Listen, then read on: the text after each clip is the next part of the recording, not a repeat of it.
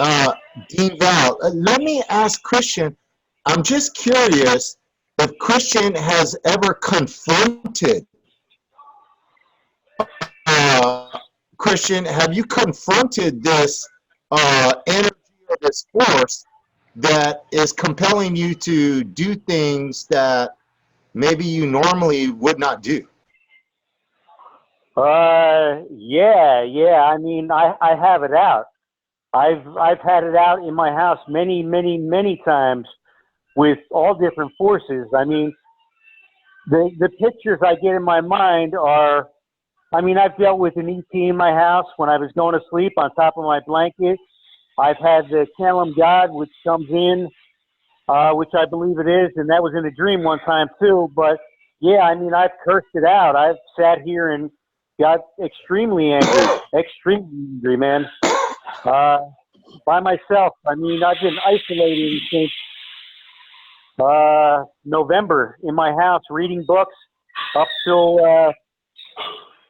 when I realized, you know, something else was taking place was when I joined the dream course, the dream course, and you know, it says your life's gonna change here, and it did that night. And that was about, say, March 18th. And that's when I knew something different was taking place. And I wound up in a mental hospital within 5 days because the dreams were so real. I called up a friend and I told him about what happened. He's like, what are you talking about? And I named all the dreams that I told Edward about. And I briefed you guys on about the world leaders, etc. And I told a friend this, and he called me up the next day, and he's like, you know what you told me yesterday? And I'm like, yeah, well, let me explain it to you. I was dreaming. I mean, it seemed so real that I thought it was real. Like it was really like an acid trip, because I've tripped before years and years ago, Grateful Dead shows and stuff like that. And this was actually way more extreme than that. And, wow. I could just go on for a long time about the last 3 months of experience. You guys could ask me whatever questions. Things will come back to me if you'd like. Yeah, you know, Christian, I just want to thank you for being real about this. Some people might just try and just suppress that. So it took some courage, I feel, for you to step up and share this with everybody. So thank you for kind of bearing your soul. Yeah, man, no problem. It's taken me a bit to work myself up to this point. I go back and forth. Some days I'll have a good day, and then it just gets taken away in a split second.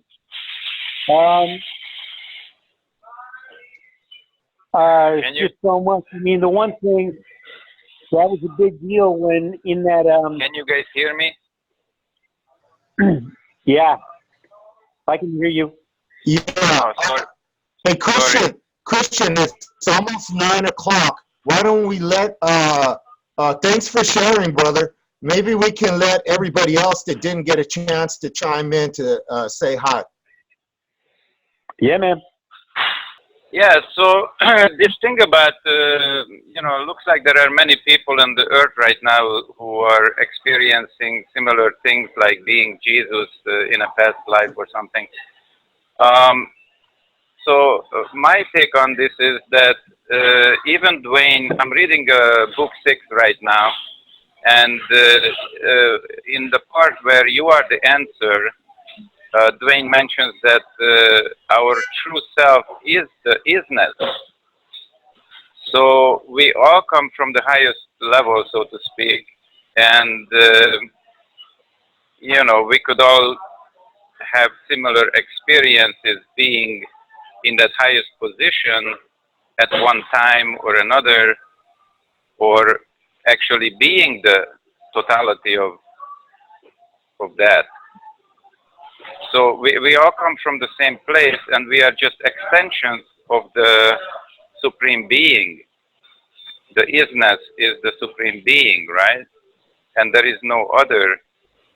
So I think it's pretty clear that we can all have similar experiences in, you know, being Jesus or being Buddha in another life or who knows what. And it's all good.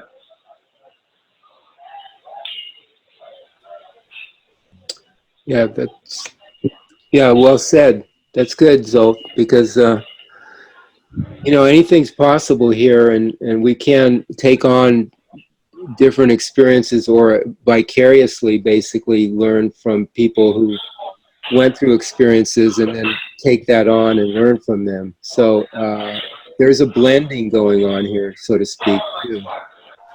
But, you know, essentially, though, we create our own adventure, and we're, you know, we are unique, each one of us. So that it sort of lines up eventually where we have a uniqueness that nobody else has, you know.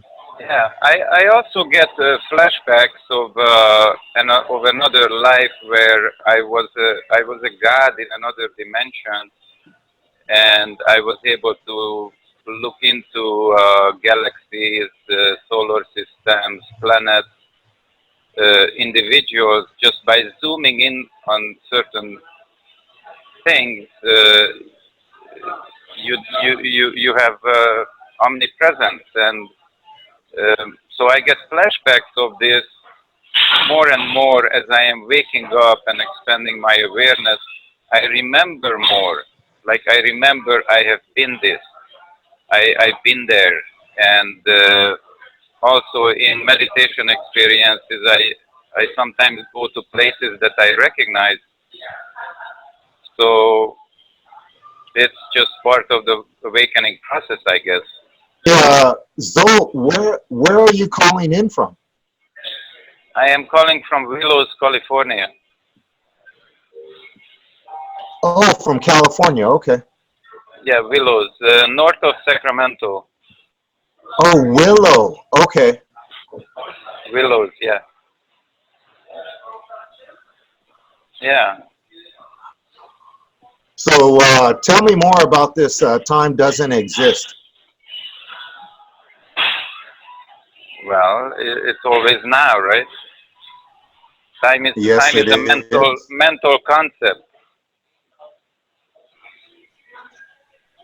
Rubidar goes over it with Paul in book 3, if I'm remembering correctly, and a lot of other mechanical aspects of creation. It gets pretty in depth. I remember when I was a kid, like 7 years old, somebody had to explain to me what is time, the concept of time. And I kind of bought into it because they explained it, and I said I understand. And then there was time, but before that there was no time. So it's only a mental concept, and it's always now, which is evident. So I And don't this wear a reality that I'm living in, I was just going to share that this reality that I'm living in reminds me of the time all the time. It's about time. Mm-hmm.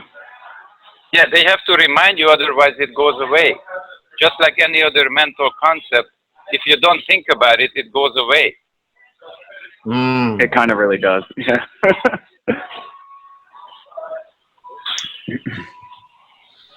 Who is that? I'm sorry. Who is that chiming in there?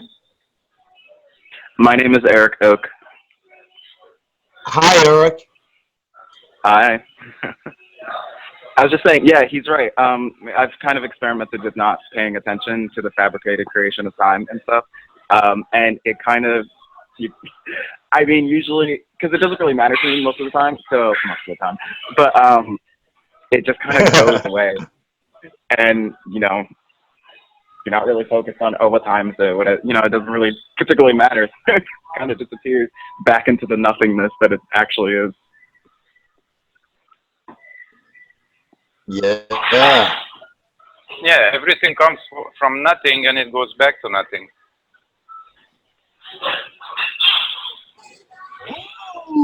So I was just reading in the one of Dwayne's books that the overseer was saying that they are dissolving the lower dimensions.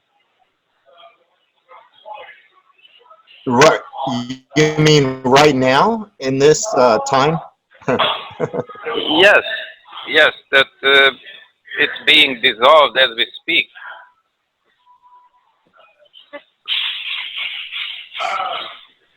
So I kind of agree with that because this creation has become really useless. Like nobody's realizing the isness anymore. Not many people, and everybody's just going into more and more demise. So I totally support that idea. We should get rid of this thing. Yeah, Dwayne today talked about a little bit about that, about how the nighttime, the darkness didn't used to be that way. It used to be like light, everything, but it's the consciousness here that Yeah, made it so. And plus, it's collapsing. The universe is collapsing. and yes, and we have fallen into a black hole. That's why everything is black at night. And Ah. So we are in a black hole, and there are other black holes inside of black holes. So how far you want to go down this rabbit hole? I don't. I want to go back to the light, the real light. But it's too much. There are too many problems already. So nobody Absolutely. wants to. No, nobody wants to deal with the problems.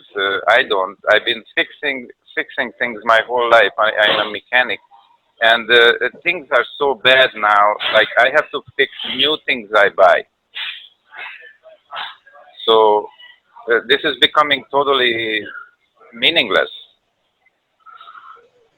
Well, you know what? That's really interesting that you say that because, I mean, it's almost like I'm here in this reality, and is it just meaningless, or am I here to get something or learn something or recognize something?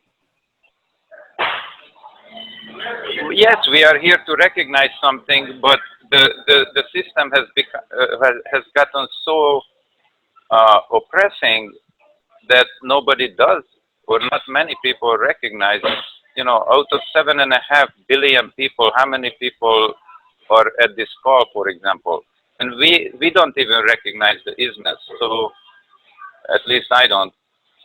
And so if this is the situation right here, then what else is happening that means anything?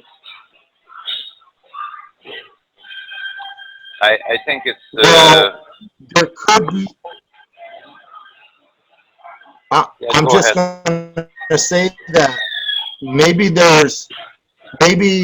where I'm experiencing this reality so I can contrast it against something else, possibly these real universes out there that go way beyond any cause and effect creation that I'm in right now. I know, but you have to realize the isness to be able to contrast it, compare it with that. But now we only have the illusion. We see the illusion, but we don't see reality. And this Huh. makes me suffer. I don't like it. There is too many problems, and I'm continuously distracted by fixing problems and having to deal with problems and having to deal with stupidity. It's hell, actually. Mm. Well, that's where the real guides come in and as demonstrations of being cause and not being the effect of the physical and the creation worlds. You know, they're like showing us how to do it by what they are basically.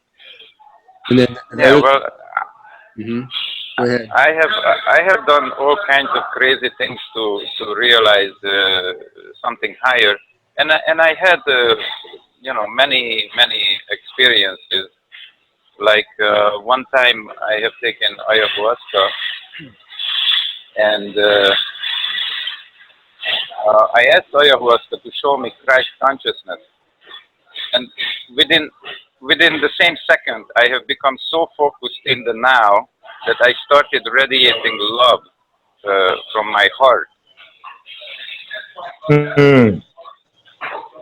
And ayahuasca showed me that within 1 second, less than a second. As soon as I thought of it, I was there. But then I couldn't hold it, and I kept falling out of it. So, Huh. yeah. So, Do you think it's possible? I just want to ask you, do you think it's possible you can get back to that state with the love radiating out of your heart without ayahuasca or some artificial means? I think it's possible, but I don't know how to do it without the substance. And it was not my achievement at the time, because ayahuasca just showed me her own achievement. And to me, that's a teacher, that's a master that can show you these things. Because talking about it back and forth for 20,000 years is not going to do it. You know? So there has to be the experience, and then maybe you can try to do it. And I can focus better in the now since I had that experience, but not to the point of Christ consciousness.